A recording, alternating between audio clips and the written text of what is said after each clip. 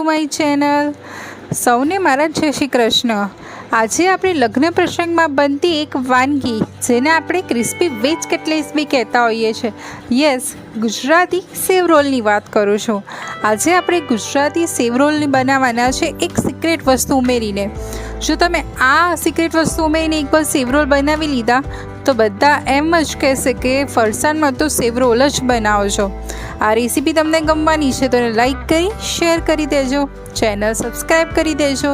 Happy cooking, enjoy cooking. તો જો આપણે રેસીપીની શરૂઆત કરીએ. એના માટે આ રીતે પેનમાં મોટા 4 ચમચા જેટલું તેલ લેવાનું છે. તેલ ગરમ થઈ જાય એટલે અડધી ચમચી ગ્રેટેડ આદું લેવાનું છે. આદુને 1-2 મિનિટ સાતળી લેવાનું છે. અત્યારે હું કેપ્સિકમ એડ કરવાની છું એટલે મેં લીલા મરચાં એડ નથી કર્યા. તમે લીલા મરચાં બી એડ કરી શકો છો. અડધો બાઉલ કેપ્સિકમ ઝીણા સમારેલા એડ કરવાના છે અને એને 2 થી 3 મિનિટ સરસ કૂક કરી લેવાના છે. મેં અત્યારે લસણ બી એડ નથી કર્યું. તમારે લસણ એડ કરવું હોય તો તમે કરી શકો છો, ઓપ્શનલ છે.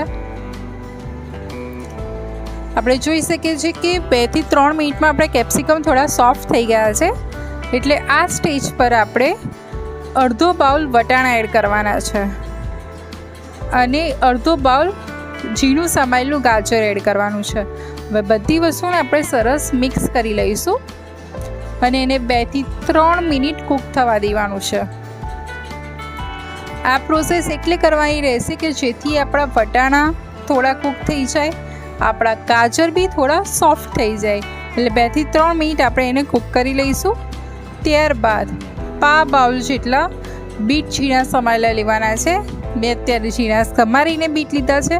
તમે એની જગ્યાએ બીટને ગ્રેટ કરીને બી આમાં એડ કરી શકો છો. બધી વસ્તુને આપણે સરસ મિક્સ કરી લેવાની છે. જોઈ શકીએ છીએ કે કેટલું સરસ કલરફુલ સ્ટફિંગ લાગે છે અત્યારે આપણું. હવે મસાલામાં આપણે મીઠું લેવાનું છે સ્વાદ પ્રમાણે. 5 ચમચી ગરમ મસાલો લેવાનો છે. ખાટા મીઠા ટેસ્ટ માટે 5 ચમચી આમચૂર પાવડર, 1 ચમચી લાલ મરચું પાવડર, અડધી ચમચી ધાણા જીરું પાવડર, 5 ચમચી હળદર. આ બધા સ્પાઇસીસને બરાબર મિક્સ કરી લેવાના છે આ મિશ્રણમાં. મેં અત્યારે આમચૂર પાવડર લીધો છે ખાટા મીઠા ટેસ્ટ માટે. તમે એની જગ્યાએ 1.5 ચમચી લીંબુનો રસ બી એડ કરી શકો છો. હવે બધી વસ્તુ સરસ મિક્સ થઈ જાય.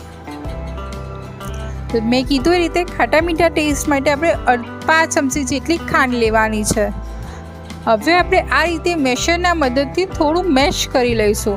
આ પ્રોસેસ એટલા માટે કરવાની છે કે જેથી આપણા જે અમુક વેજીટેબલ્સ છે, ગાજર છે, વટાણા છે, બીટ છે, એ થોડા ચડી ગયા હોય અને આ રીતે મેશ કરીશું તો એ થોડા સોફ્ટ થઈ જશે અને એક માવા જેવું બનશે જેનાથી બાઇન્ડિંગ આવશે પ્રોપર આપણું. હવે તમે જોઈ શકો છો કે થોડું ઘણું મિક્સ થઈ ગયું છે. એટલે આ સ્ટેજ પર આપણી સિક્રેટ વસ્તુ એટલે કે 1 કપ જાડા પલાળેલા પૌવા.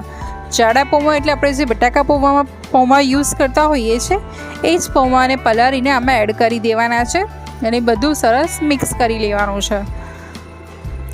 બધું સરસ મિક્સ થઈ જાય એટલે એમાં 1 કપ બાફીને મેશ કરેલા બટાકા એડ કરવાના છે.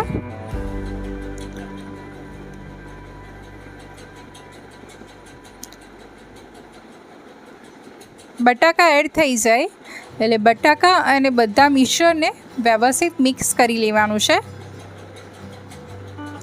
તમને આમાંથી જે વેજીટેબલ્સ ના ગમતા હોય એ તમે આમાંથી સ્કીપ બી કરી શકો છો ને ગમતા વેજીટેબલ્સ એડ બી કરી શકો છો. આમાં તમે ફણસી, મકાઈ બી એડ કરી શકો છો.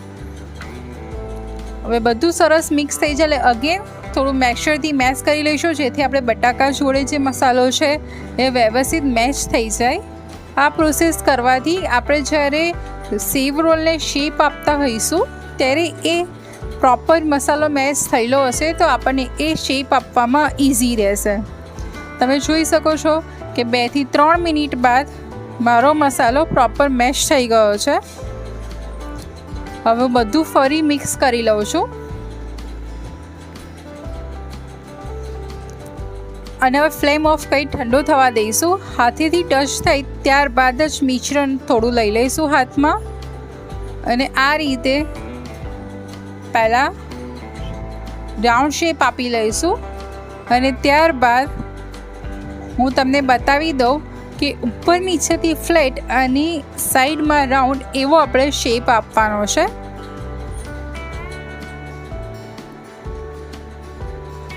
તમને જેવો શેપ પસંદ હોય એવો શેપ તમે સેવરોલમાં આપી શકો છો.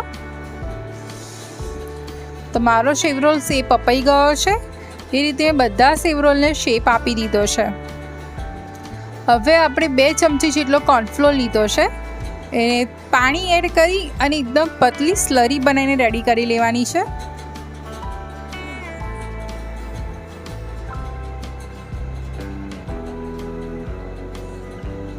આ રીતે પતલી સ્લરી રેડી થઈ જાય એટલે આપણે મેઇન ઇન્ગ્રીડિયન્ટ સેવૈયા, એટલે આપણે જે ડમરૂ સેવ કહેતા હોઈએ છીએ, જે બજારમાં ઇઝીલી મળે છે, એ સેવને મેં ઝીણો ઝીણો ભૂક્કો કરીને લીધેલી છે.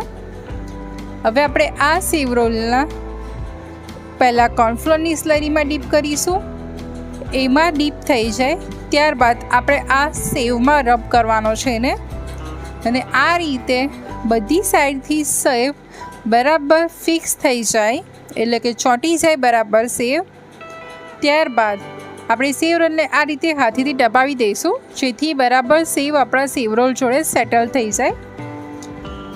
હવે આ પ્રોસેસ કરીને મેં બધા સેવ રોલ રેડી કરી લીધા છે.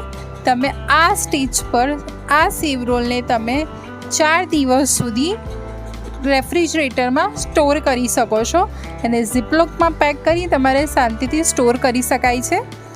હવે આપણે આ સેવ રોલને મીડિયમ ફ્લેમ પર તળી લેવાના છે.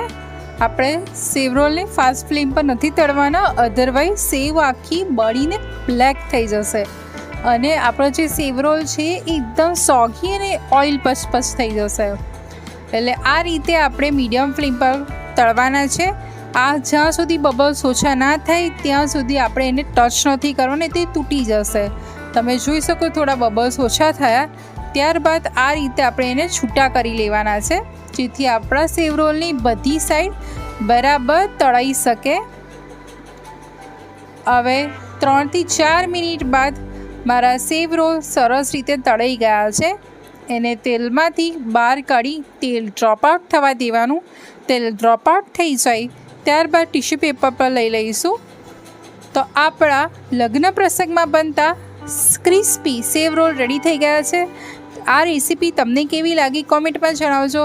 આવી બીજી ટેસ્ટી રેસીપી સાથે ફરી મળીશ. આવજો. જય શ્રી કૃષ્ણ.